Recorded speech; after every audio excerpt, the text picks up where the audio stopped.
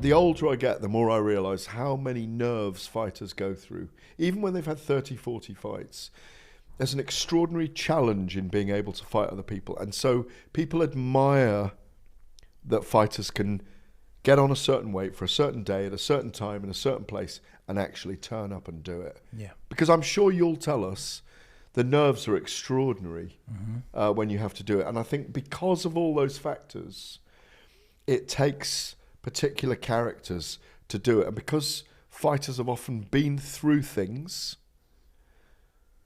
their storyline, their narrative arc is so fascinating. I didn't mention Francis Ngannou there. What a story. I don't know deeply about your story, but I know that you grew up in Lowestoft, Suffolk. You would have been one of very few young men of colour at the time in your area. Indeed, yeah. And it wouldn't surprise me if you said, you know what, I started boxing because most people were picking on me and I wasn't going to have it. Not so much. I started boxing because I'd always played sport. I'd kind of like fit I fit the typical, oh, he's black or he's mixed, right? And I was a fast runner. I was good at sport and I was good at things. And then I stumbled across boxing, and You stumbled across boxing. How did you stumble across boxing? Did you trip over and fall into a gym through the door? Almost. Really? My two best mates had a fight at school, and they were 12, so it was handbags now. I shouldn't say handbags. I feel bad saying things like that now. That's a bad thing to say, isn't it? No, not really. Man bags. Prepubescent bags. Yeah. That's what it was. And that sounds like you were on drugs at an early age. Does sound bags. like Prepubescent weird. Prepubescent I'll take it back. bags. Basically, my two mates had a fight. Handbags at dawn is fine.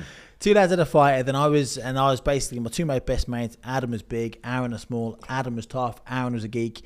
And Aaron wore a backwards cap, and he played football with his backpack on his shoulders. Yeah. Everyone thought Adam was going to win, and Aaron, long story short, filled in Adam.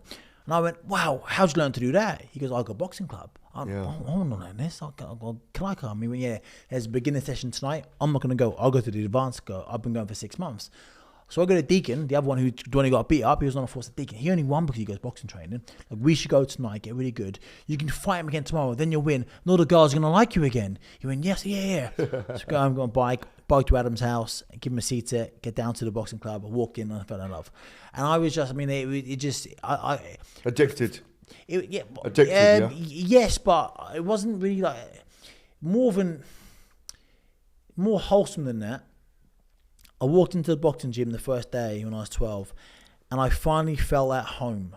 And I come from a house full of women, mum, 4 sisters. That's right, 4 sisters and mum, yeah. Only non-white family in town. Well, there was Nathan Buggs. Bugs' mum was Nigerian, his dad was Indian. Everyone loved you because you've always had charm.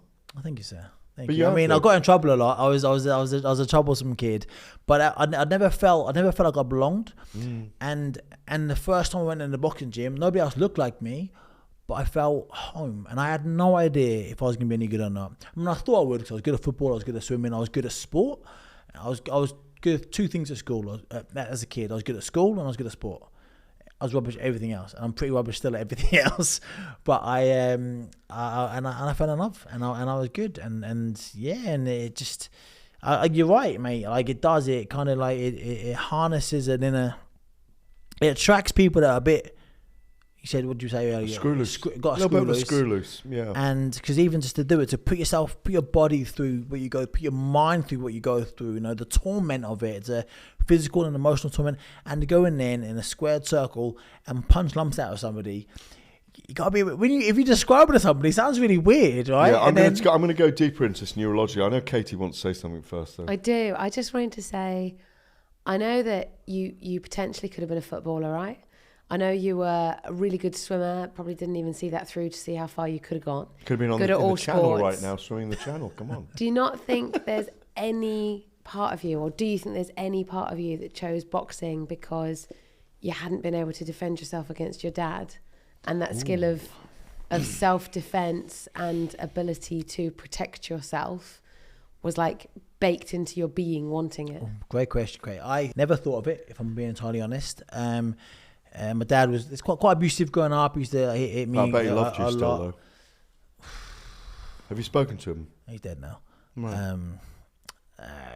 Yeah, so no. But I not really, no. I didn't. It's a funny one. I got to 30 and I was like, I Had wish he gone already then? he'd gone. Because you're 35 now, aren't you? Yes, sir. And then it was more that I 31, Gareth. We're doing 31. Yes, it's more. Fortunately, Wikipedia doesn't lie. It does. Apparently, it says that you can see me running on the Lowestoft seafront. And that he's only 5'11". Yeah, lying bastards. But I think the reason why boxing really grabbed me actually was because yes, I played football and I swam, but a couple of reasons. One, I was angry. Yeah, and I'd love to be angry about my dad's stuff and family stuff, and I loved winning.